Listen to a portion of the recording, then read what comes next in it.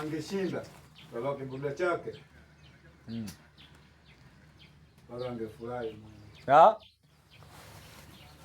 Sasa sema ashinde. Yaani goli imeingia tu. Sema ilikuwa watu tu. Salio nilikuwa sina. Nataka nimpigie Fadi nimwambie, "Oya usibishane na sisi. Sisi mikeka tunaangaliaga mikeka mbali sana." Umeona Arsenal hapo? Maana alivyo nani yule?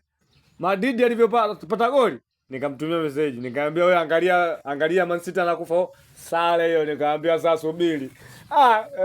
Cha kwanza wewe angalia. Kwa mfano jana, si ndio? Hayo fanya sawa. Ya Simba ilikuwa jamba. Fanya umempa Simba, umempa Azam kama vile Simba sindali wahi kushinda. Alishinda.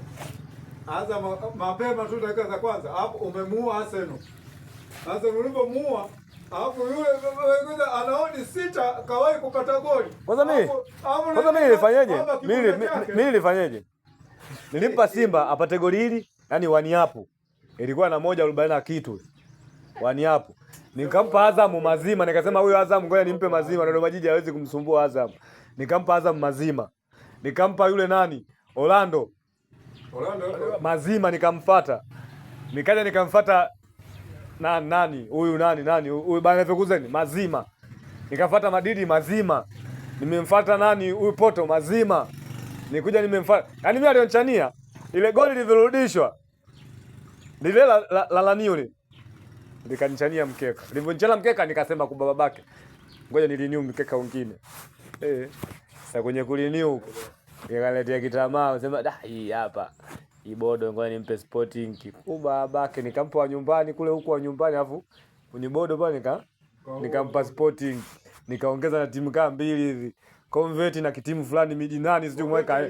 Convert kashinda goli nyingi tu. Lakini kuna timu moja Midinani yule uliniuliza kuna muda fulani nikampa ukaniambia huyu Midinani mzuri. Nakumbuka sio na wewe uliniuliza. Yule nilimchukua Kafungwa. Kafungwa goli moja mwanangu. Yaani kafungwa goli moja mwanangu. Alafu alikuwa na 1.40 na kitu. Mwenzia yule alikuwa na 6. Yule mwenzia alikuwa na 6. Kafungwa mwanangu goli moja dakika 90 nikasema kubwa babake.